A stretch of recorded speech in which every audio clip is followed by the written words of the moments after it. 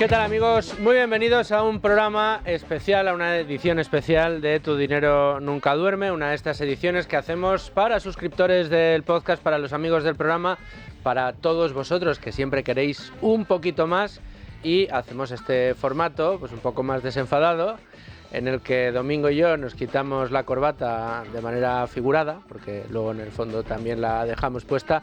Hoy, lamentablemente, no nos puede acompañar Manuel Llamas, que se encuentra un poquito convaleciente, pero bueno, se recuperará enseguida. Nuestros mejores deseos, Manuel. Y qué mejor, Domingo, ¿cómo estás? ¿Qué tal, Luis Fernando? Que acompañarnos en una edición como esta, pues de un amigo de este programa, que además tiene muchas cosas que contarnos, y le vamos a apretar un poquito para que nos cuente todo lo que podamos. Estamos hablando con uno de los responsables en España de Amiral Gestión, Borja Aguiar. ¿Cómo estás? Muy bien, muy contento de volver por aquí. Sales Director para España, Iberia, Portugal, Andorra, pues todo lo que es península ibérica. Todo lo que es, efectivamente. Aquí estás. Te agradezco mucho que hayas venido y que estés con nosotros en el día de hoy, y para comentar, bueno, pues asuntos importantes de las que estáis trabajando en la gestora. Pero bueno, cuéntanos. Vaya que nos estamos acercando a final de año, lo primero que te querría preguntar un poco es cómo estás viendo este final de año, cómo estáis llegando a final de año y qué balance estáis empezando a hacer ya. Bueno, está siendo un año en muchos sentidos muy positivo para prácticamente todos los mercados bursátiles y también para los mercados de renta fija, sobre todo después de la elección de Trump reciente. Pues es verdad que la bolsa americana ha reaccionado con fuerza, toda la parte de small caps americanas, que se había quedado muy por detrás, también ha reaccionado con fuerza. Pero en nuestro caso, que somos una gestora bastante nicho, ¿no?, que intentamos apostar pues por ciertas temáticas y con un cierto sentido value, es cierto que no todas las estrategias han funcionado como esperábamos. En primer lugar, small caps europeas, que es una clase de activo en la que nosotros tenemos pues unas perspectivas muy positivas. Creemos que son probablemente el activo más infravalorado que a día de hoy te puedes encontrar en el mercado y que ofrece una oportunidad. Además muy infravalorado, Para nosotros ofrece una oportunidad histórica, porque no se veían valoraciones relativas tan bajas desde prácticamente la burbuja.com, y eso creemos que a día de hoy no hay nada que justifique esas valoraciones. Entonces, es cierto que ya desde principios del año estábamos positivos con las small caps, y no ha sido la verdad el año. De momento no han terminado de rebotar por diversos motivos. Yo creo que las bajadas de tipos sí deberían apoyar, pero yo creo que el mercado está a la espera de ver una reactivación económica que de verdad impulse las pequeñas compañías. En cuanto veamos una recuperación probablemente de los PMIs en Europa, se debería ver una recuperación de las small caps. En otros aspectos, nosotros, el resto de fondos, la verdad que en renta fija, pues high yield está funcionando muy bien, renta variable global está funcionando muy bien, sobre todo pues con las famosas FANG a la cabeza, ¿no?, las 7 magníficas. Y en general el año, bueno, pues positivo, con esa pequeña espinita de las small caps que nosotros seguimos muy positivos. Pero es una espinita de las que a nosotros nos gustan, ¿verdad, Domingo? Porque es como que se va confirmando la tesis de que habéis encontrado un nicho que está muy infravalorado, que el mercado casi te vuelve a dar la razón infravalorándolo un poquito más, lo cual hace que cueste un poco, pero dice, joder, la remontada todavía no ha empezado, pero es verdad que lo que es evidente es que el nicho lo habéis encontrado ahí.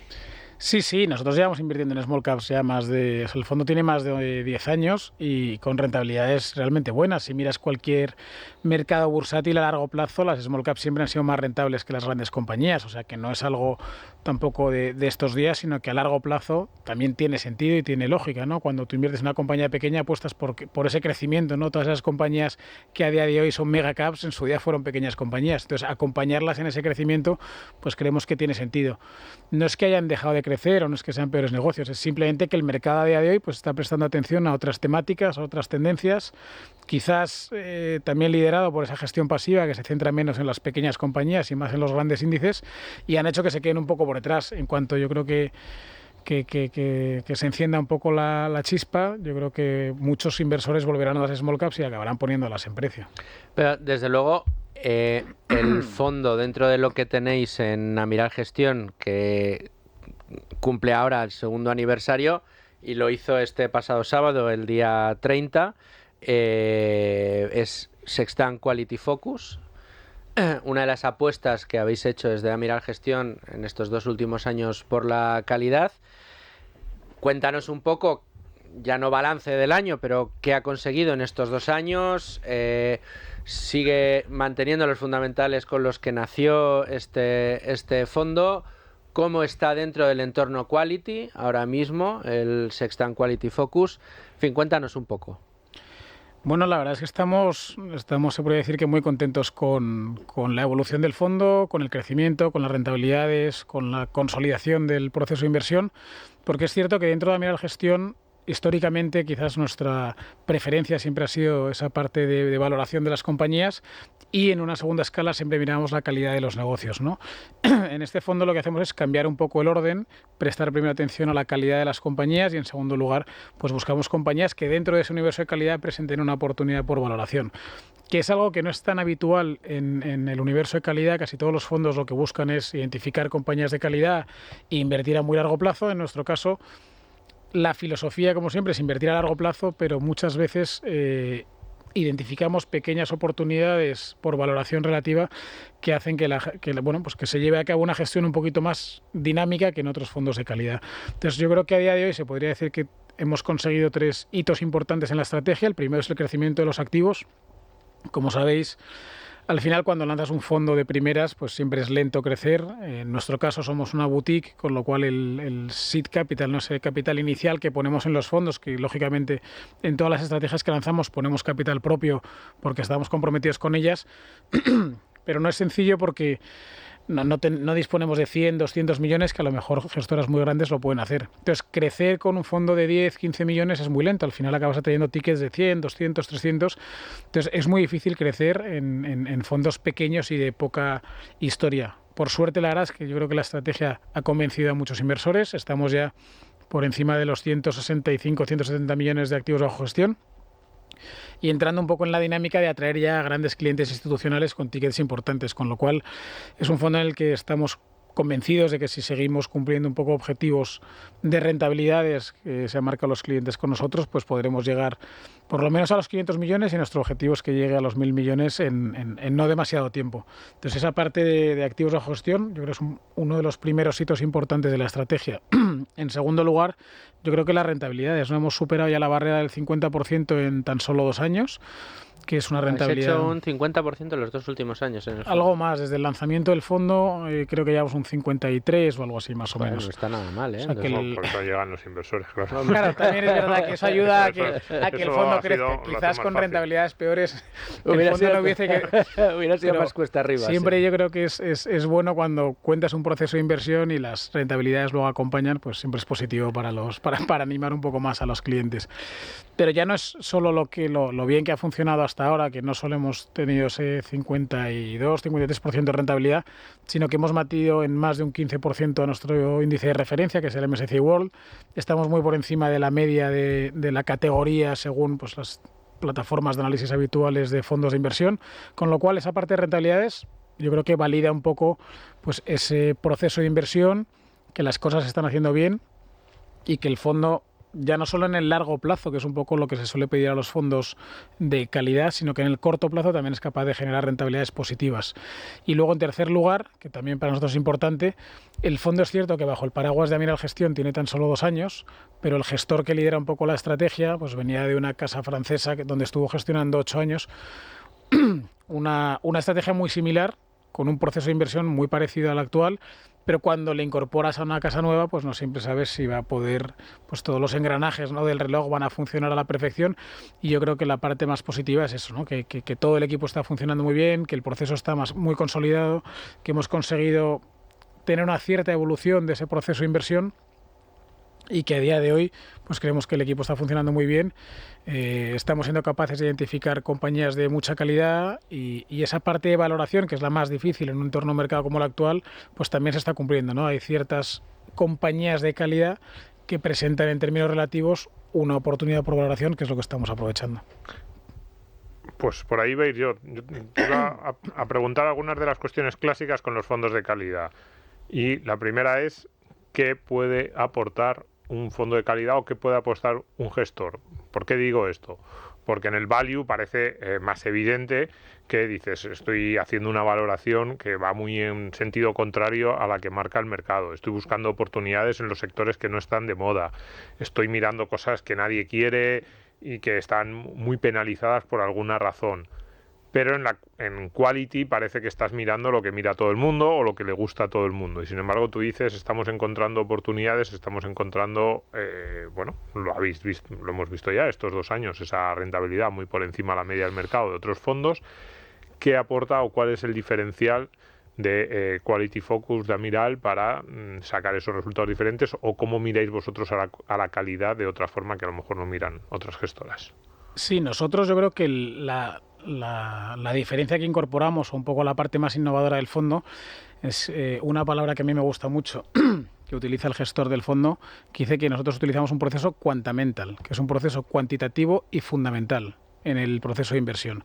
¿En qué consiste este proceso? Nosotros partimos al final de un universo de inversión, pues que es la bolsa mundial, que lo reducimos un poco y nos quedamos con unas 10.000 compañías, a las que primero aplicamos unos filtros cuantitativos mínimos, es decir, exigimos pues un margen mínimo a los negocios, un crecimiento mínimo, un apalancamiento máximo, o sea, filtros un poco genéricos para reducir ese universo de inversión.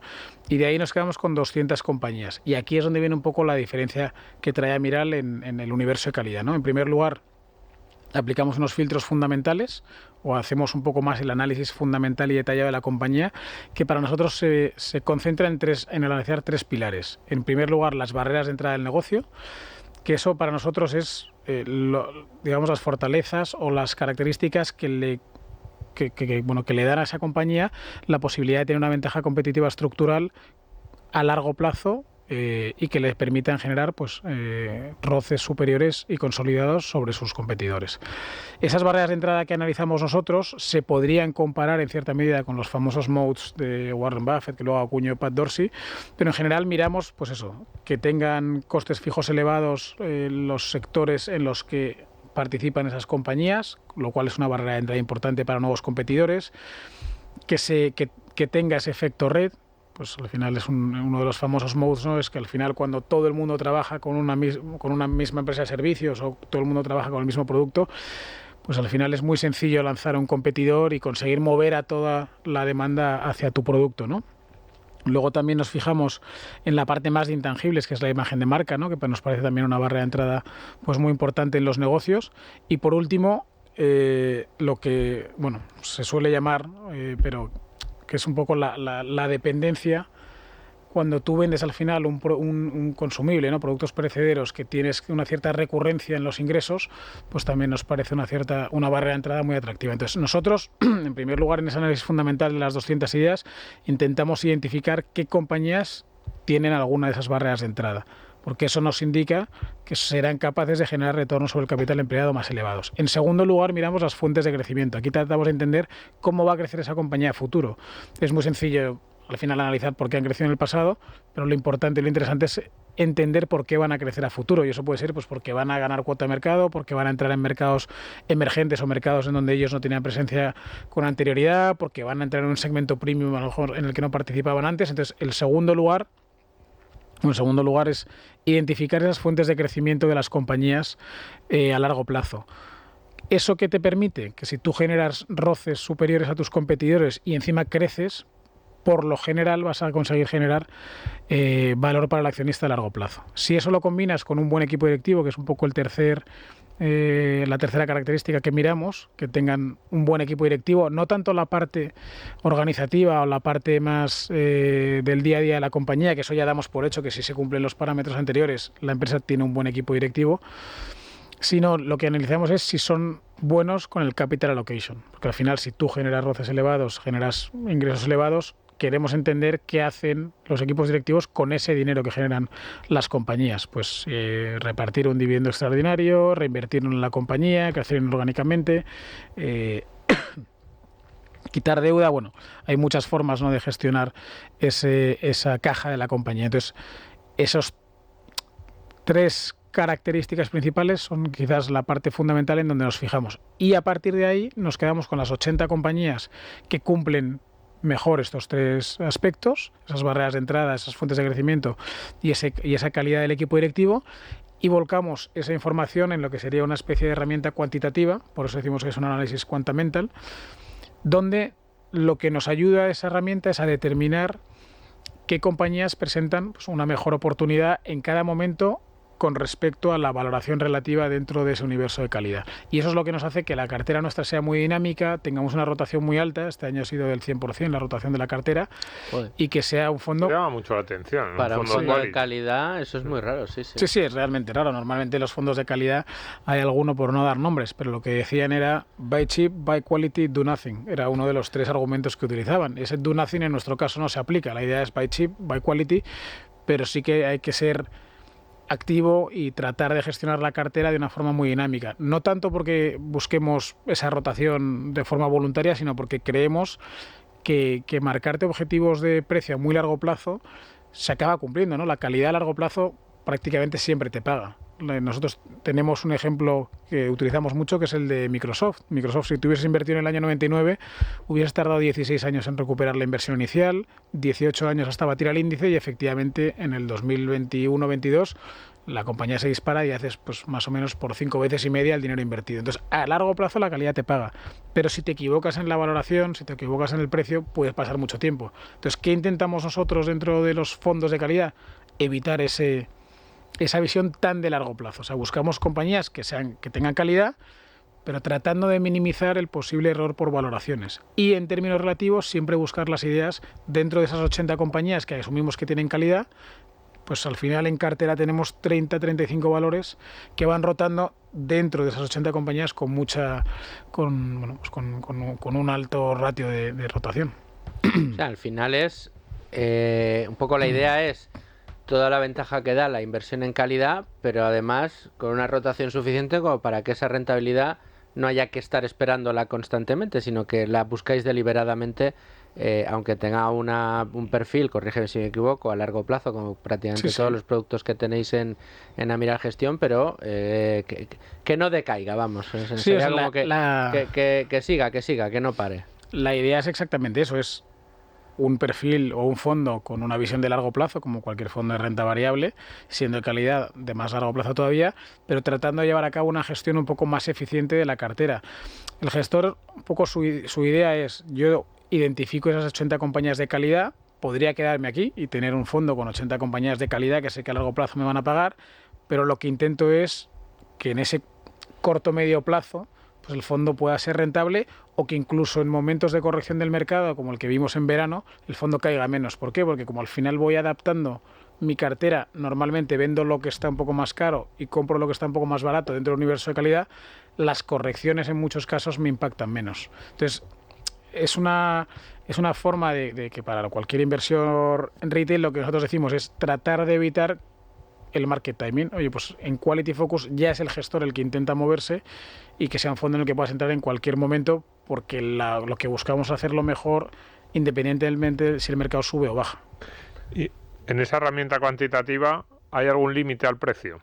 Quiero decir que ese es el otro gran debate sobre la calidad, es si merece la pena pagar precios aparentemente caros por compañías excepcionales, o no solo con potencial de crecimiento, sino con esas barreras de entrada.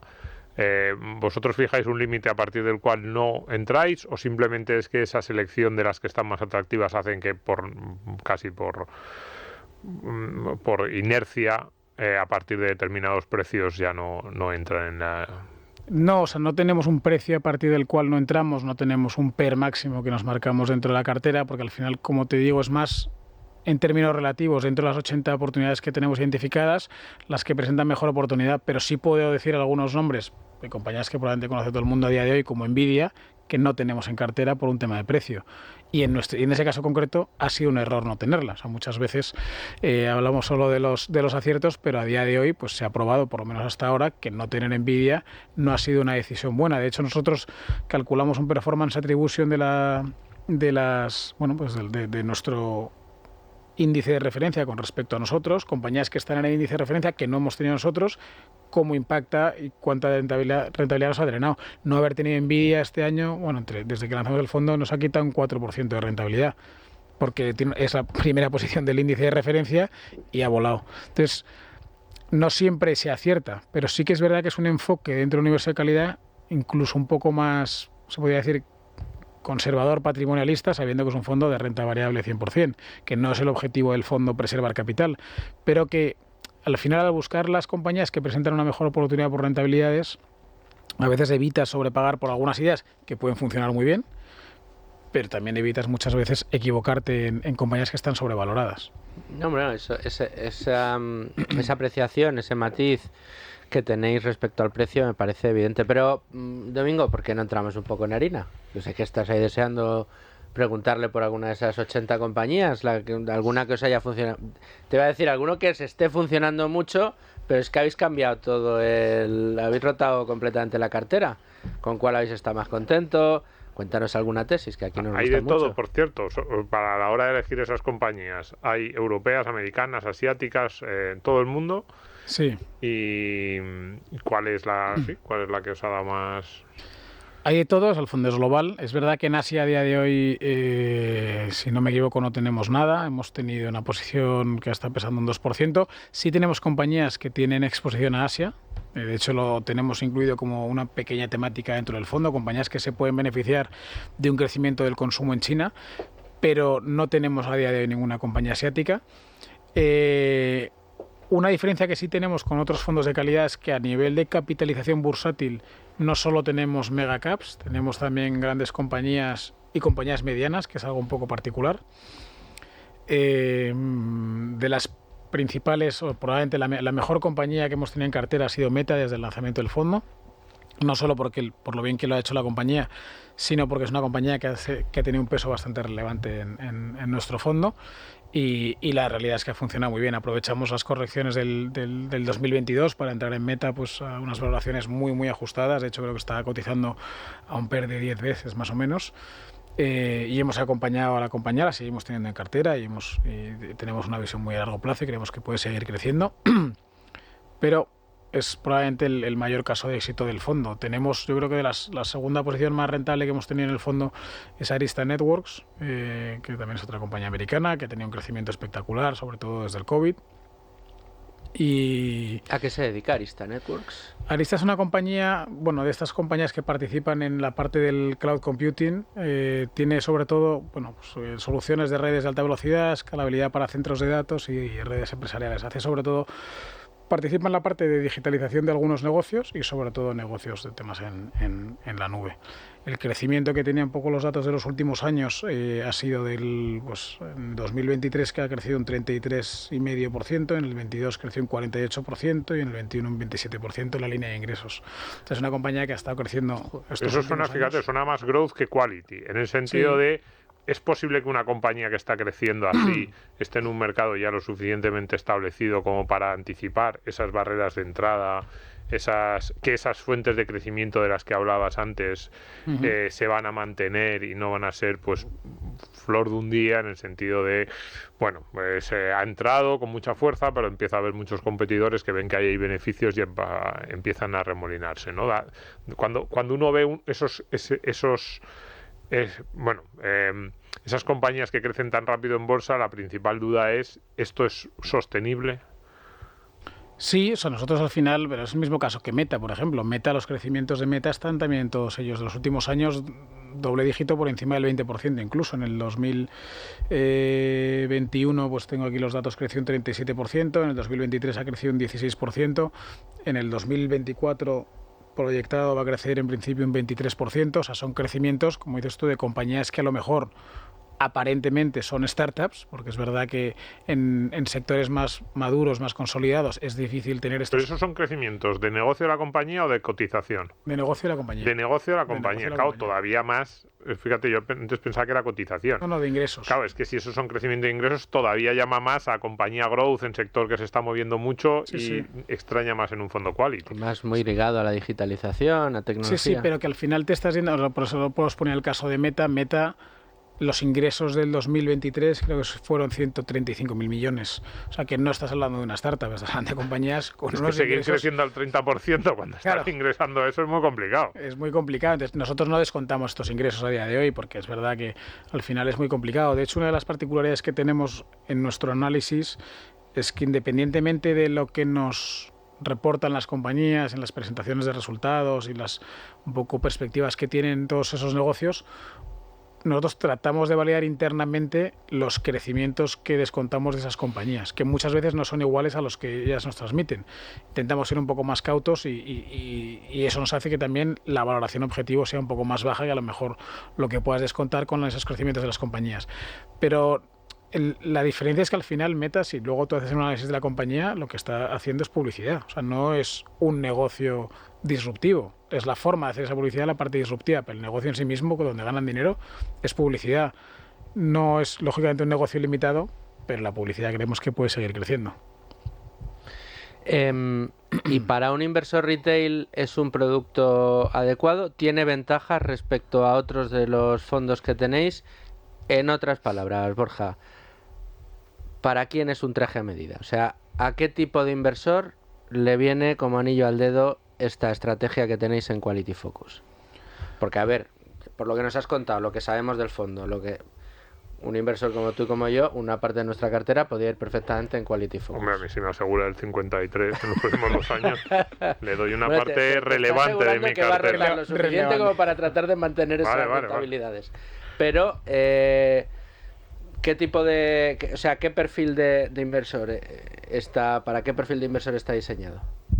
O sea, nosotros hasta ahora nos hemos tratado de orientar mucho a clientes institucionales, clientes, bueno, pues que es una estrategia que cualquier inversor a día de hoy puede tener en su cartera en la parte institucional. ¿Por qué? Porque es un fondo de renta variable global. Yo creo que a día de hoy hay pocos inversores que tengan algo de renta variable y no tengan renta variable global en cartera. Entonces nosotros desde Amiral Gestión creemos que tanto para un cliente institucional como para un cliente retail tiene encaje para cualquier tipo de cartera. Nos gusta denominarlo un poco pues típico fondo de armario, ¿no? Al final, cuando tú quieres apostar por la renta variable... Fondo de armario con un 53 a 2 años, fondo de armario pero del picantón, o sea, del de que tienes ahí esperándote para ocasiones especiales. No, pero dicho, o sea, en el sentido de que si tú tienes renta variable, que yo creo que prácticamente, pues independientemente del perfil de riesgo, todos los inversores algo, un 5, un 3, los amigos de Tu Dinero Nunca Duerme, me atrevería a decir que todos deberían tener algo de renta variable, no sé en qué porcentaje, pero todos tendrán algo. En esa parte de la cartera yo creo que encaja en cualquier cartera, porque al final el fondo, ese comentario de fondo de armario va más en línea con somos nosotros, el equipo de gestión, el que trata de hacer ese market timing, el que trata de ajustar la cartera a las valoraciones del entorno mercado. Lógicamente, si el mercado cae, el fondo caerá. Lo que tratamos es de caer menos. Pues ponía antes el ejemplo, este verano el mercado caía un 9 y nosotros caíamos un 4,5. ¿Porque hacemos magia? No, porque simplemente tenemos compañías que tienen un mayor margen de seguridad en ese tipo de entornos. Efectivamente, a lo mejor en un entorno ultra alcista el fondo se puede quedar un poco por detrás, no vas a hacerlo bien en todos los entornos. Pero por eso creo que dentro de ser un fondo de renta variable global, no es el más picantón, como decías. O sea, intentamos tener un poco las valoraciones siempre más o menos ajustadas a un entorno de mercado razonable. Y de las empresas clásicas relacionadas con el quality, qué sé yo, Coca-Cola, bueno, Meta ya lo has comentado, Apple, Alphabet, estas que en tú pones en Google fondo quality, te más sale. Clásicas, más tipo Coca-Cola, Visa. Eso, Coca-Cola, Visa. Ese tipo de sectores que parece que son inamovibles, los ganadores y que están ahí por siempre. ¿Tenéis alguna de esas clásicas en ese universo de las 80? Sí, en el universo de las 80 tenemos, yo te diría que todas, si no prácticamente todas. Coca-Cola está, Nestlé la tenemos, Hermès, por ejemplo, es una compañía que nos gusta mucho, pero lujo también en lujo tenemos mucho. En cartera tenemos Richmond, por ejemplo, que es una de las compañías que antes comentaba, ¿no? Con exposición a China, en el sentido de si mejora el consumo, crece el consumo en China, se puede beneficiar de esa exposición a China.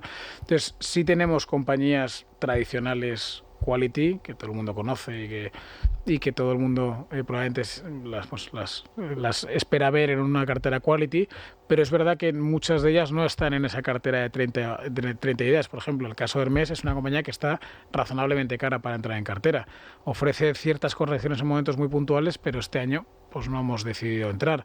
Pero, por ejemplo, por darte otros nombres que sí que están en cartera, pues Adobe, que es una compañía más tradicional, sí que está en cartera.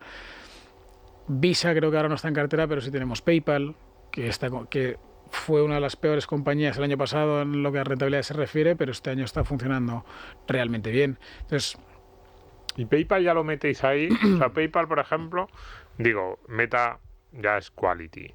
PayPal también es quality, casi, no sé si... ahora ya hablamos de un análisis fundamental. Casi igual que Visa y Mastercard. Es decir, algunas de esas fortalezas que tienen Visa y Mastercard también lo veis vosotros en negocios que a lo mejor a primera vista diríamos, pero es que a ver cómo claro, PayPal ya es enorme. Sí. A ver si se consolida, no. Tiene características similares a las de empresas que llevan 60 años con nosotros. Sí, lo que pasa es que es verdad que no tiene 60 años, pero bueno, sí tiene características de empresa absolutamente consolidada y de poder participar en un negocio o en un sector que todavía sigue con crecimientos, pues en muchos sentidos, de doble dígito. Entonces sí que es una compañía que nos gusta, y también uno de los valores o factores más atractivos de PayPal eran las valoraciones que presentaba el año pasado, que está pues a unos niveles tremendamente atractivos. Este año creo que subía ya un 45 en el año, pero el año pasado estaba tremendamente barata la compañía. Entonces PayPal, dentro de compararla con a lo mejor negocios que podrían tener ciertas similitudes, era sin duda alguna la que estaba más barata de todas ellas. Pero sí tenemos también negocios muy distintos en cartera y en nuestro universo de inversión. Antes decía que teníamos compañías más o menos pequeñas, pues tenemos Admiral Group, que es una aseguradora británica, que a lo mejor es más raro verla en un fondo quality mega cap. Tenemos una compañía española, como es Amadeus. Tenemos... Amadeus sale en todas, es la única. Sí, pero salen todas los españoles. A lo mejor sí, si te vas a un... No, iba a decir que salen todas. En las listas de quality siempre no es que estén todos los fondos en todas las gestoras, aunque es un clásico del quality, pero que siempre que venís gestores quality... siempre nos sale la pregunta de ¿no tendréis ninguno español? Y si nos miréis con cara de pena, es que no hay mucho. Tenemos Amadeus. Y entonces decir, bueno, en el universo está Amadeus, Inditex... nosotros tenemos Amadeus. Claro, encima lo tenéis en la cartera. Ahora y alguno está en la cartera. Claro, y alguno dice Inditex, no está. Porque el retail es muy complejo y entonces muchas veces ni siquiera entra, aunque es una empresón, pero no entra. Y el resto, Amadeus. Y el resto dice, bueno, y entonces ya empezáis a dudar. No, es que no está tan claro. En el IBEX, en España, encontrar quality. Mira, una de las empresas más gordas del IBEX 35, que a mí me llama la atención que se escape de algunos universos de inversión del quality, Iberdrola. Bueno, utilities no solemos tener tampoco. No se suele... Sí, no, pues ya lo digo casi como chascarrillo entre nosotros. Es verdad que... Mucho miedo regulatorio. Conozco fondos que sí que la tienen en cartera, pero tienen otros sesgos. Generalmente, en todos los fondos que tienen algo de transformación circular, SSG y demás, en todas está Iberdrola. Pero como empresa, flujos de caja, operativa y demás, me llama la atención que no estén más... Pero sí es verdad que en España tiene un riesgo regulatorio fundamental. En todos los sitios, yo creo. Te diría, o sea, no solo Iberdrola, yo diría que no tenemos ninguna utility en el radar, de hecho, ni en el universo de inversión. Son compañías que al final, cuando haces el análisis fundamental y una gran parte de su crecimiento futuro, de su negocio, depende de un tema regulatorio, pincha un poco en esa parte de calidad. A ver si metemos Fluidra, por ejemplo, o algo así. Sí, ahí tienes otras. Por ejemplo, o sea, es verdad que es más pequeña, más de nicho, pero es un sector que domina bastante y que tiene algunas características que podrían llegar a hacer que se pueda meter en el universo compañía que tenemos quality. Que es muy distinta probablemente, o que no sé si alguna vez os la habrán mencionado en este tipo de charlas, es Games Workshop, que es una compañía, no sé si conocéis las figuras de Warhammer. Pues es la holding de los juegos de Warhammer. Es una compañía, es probablemente la compañía con menor capitalización que tenemos en nuestro universo de inversión, que no es tan habitual en yo creo que en fondos de calidad, pero que nos parece un negocio fantástico, con una línea de crecimiento a futuro, ahora que es más la parte digital muy interesante. Entonces, bueno, pues es una idea distinta. Yo creo que también la ventaja de... ¿Qué venden estos ahora en digital? Van a entrar ahora, porque tienen dos, sobre todo van a entrar en la parte de... Están haciendo una serie. ¿Están haciendo una serie? Esa es buena. Están haciendo una serie y están entrando en toda la parte más digital de videojuegos, en vez de ser históricamente pues solo la parte, o sea, donde ellos venden bien. Lo de las figuritas. Es el tema de las figuritas, pero luego aquí venden... en el podcast así un poco más informado, lo de las figuritas es un pelotazo. La gente paga unos... Que sí, no me mires así. Hacen cursos hacen cursos para pintar, hacen sobre todo lo que venden alrededor de las figuras. Pero hay tiendas de esas. Pero hay tiendas aquí, yo deberías irte a una tienda de todos ahora. nosotros, honestamente me considero el menos raro, pero yo es que esas cosas no las he visto en mi vida. No, mira, nunca he jugado con conozco los Warhammer, pero nunca he jugado, yo no ni me he juego sentado tampoco, con un amigo, ni sé las figuras, ni me han llamado nunca la atención. Por eso me llama tanto la atención que haya gente que les apasione todo esto y que sea una pasión que sigue con el tiempo, ¿no? Pero fíjate, yo ahí... Que trasciende las generaciones. Yo esto no juego mucho. Sí me gusta mucho, es verdad, la historia, los libros de historia, las revistas de historia compro bastante y entonces ahí hay mucho anuncio de este tipo de figuras, juegos, pues porque es el comprador típico de libros o de revistas de historia o de juegos de mesa que también me gustan bastante, pues también muchas veces compras y entonces te dan publicidad o son casas similares. Digo que eso sí me gusta, pero lo que sí que me gusta mucho es cuando vas por Madrid y ves una tienda rara, decir, ¿por qué esto qué vende? Y estas tiendas, cuando las ves por ahí, tiendas de muñequitos de estos, o de juegos, de rol, o de no sé qué, y yo entonces las miro, a veces incluso entro a ver, y son curiosas y están muy bien, pero sobre todo lo que más llama la atención es el precio de las cosas, que dice, pero ¿a quién le estás metiendo este clavo por una figurita de 15 centímetros ahí? Y claro que le meten el clavo a mucha gente, claro. Y la gente los compra y te dicen que es que son especiales, que no son iguales que los de la competencia y que es que son... Y tú la ves y dices... Bueno, al final tienes esa parte, pues eso de marca que antes la gente lo identifica, o sea, para la gente que le gusta estos juegos, entiendo que es al final juegos de rol y demás, pues cuando identifican la marca y todo el mundo utiliza las mismas figuras y demás, pero luego hacen eso, hacen como una especie de cursos para pintarlas y, o sea... No es solo el comprar la figurita, sino también todo lo que le vas añadiendo después. O sea, efectivamente te tiene que gustar, si no es difícil de a lo mejor entender desde fuera si no te gusta jugar con juegos de rol, pero es un mercado muy grande, es una compañía bastante grande, dentro de ser una compañía mid-cap. ¿Sabes? ¿Tienes en la cabeza cuánto capitaliza? Si no me equivoco, son menos de 5.000 millones, yo creo que está en torno a 4.000 millones de capitalización, 3.500. En el IBEX era una compañía de mitad de tabla casi del IBEX. Sí, no, vamos. Bueno, mitad de tabla, pero bueno, sí, ahí no era la última, desde luego. Es británica. Joder. No, es que ahí hacen cosas en Reino Unido y en Alemania, por ejemplo, alrededor de los juegos de mesa, de este tipo de figuras. A mí me gusta mucho el ejemplo porque la gente, efectivamente, cuando dicen, ¿por qué os gustan los gestores, este tipo de gestoras que invierten en compañías de calidad o en value? Es buscando negocios que pueden parecer raros, suenan como a poco financieros, no suenan a Wall Street, una compañía de figuritas, pero bien gestionado, su crecimiento constante, encuentra sus nichos y van ahí sin hacer locuras, pum, poquito a poco, tienen un buen producto, le saben cobrar a su cliente está encantado con su producto, incluso a veces paga un premium con tranquilidad a cambio de tener el muñequito que le gusta y que le apetece y que es realmente el que completa su colección y punto. Entonces está muy bien, a mí me gusta mucho. Sí. Eso sí, no sé si compraremos. Es un negocio distinto. Claro, es un negocio distinto. Al final... Bueno, yo no sé, tu hijo ya sí está más o menos en edad de jugar a esas cosas. Sí, a mí más que estas figuras de rol, a mí las que son reproducciones de batallas y eso sí que me gustan, tengo alguna por ahí, pero muy pocas, pero sí me gustan. Pero es que a ti te pega más tener soldaditos de plomo de estos. Sí, los de batalla, los típicos de un husar del ejército de Napoleón ahí, de Austerlitz, y yo me lo compro, y si lo veo así está chulo, eso podría llegar a caer en un momento dado. Bueno, es parecido a esto, pero con otro diseño. Solo que estos ahora van a tener serie de televisión, entonces van a enganchar a más gente y van a tener crecimientos a futuro. Borja, pues qué decirte, muchas gracias por acercarnos Sextant Quality Focus, por acercarnos un poco tu visión de cómo está el mercado.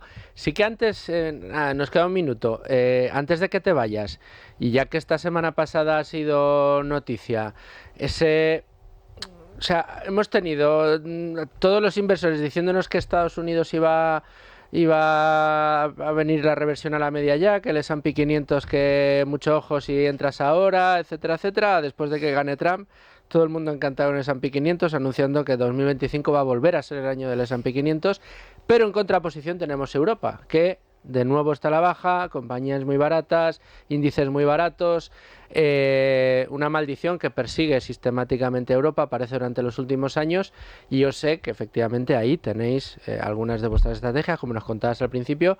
¿Cómo lo veis? ¿Seguís viendo mucho valor en algunas compañías europeas? Sí, para nosotros, o sea, nada ha cambiado. Es verdad que lo que necesitamos es que la macro acompañe un poco a Europa para que el inversor se termine de animar, pero nosotros, perdón, en el fondo de pequeñas compañías a día de hoy tenemos una cartera súper robusta. El 55% de las compañías que tenemos en cartera tienen caja neta. La otra parte, el otro 45%, 40%, que tenemos algo de liquidez, de compañías que tienen algo de deuda, tienen una deuda inferior a dos veces y media deuda neta de EBITDA. O sea, son compañías, buenos negocios, saneados, balances robustos, calidad del equipo directivo, negocios que crecen en general. Lo que pasa es que el mercado está esperando, desde nuestro punto de vista, ver una reactivación de la actividad económica, ¿no? Cuando tienes dos regiones como son Francia y Alemania con PMIs en torno a 40, pues el mercado yo creo que descuenta que todavía las circunstancias en esas regiones son complicadas. Encima, si tienes los niveles de deuda que tienen ambos países, pues consideran que no va a ser un año muy positivo para Europa, y eso es lo que está frenando las bolsas europeas, y es lo que ha cambiado con Estados Unidos. Las small caps tampoco estaban funcionando en Estados Unidos hasta que sale Trump, habla de políticas proteccionistas, bajada de impuestos, etcétera. Eso ayuda a las pequeñas compañías. De hecho, creo que desde que salió elegido, ayer lo miraba, subían, no sé si es un 9 o un 10% prácticamente las pequeñas compañías americanas, y las europeas no sé si incluso han caído un 1 o un 2% adicional. Entonces,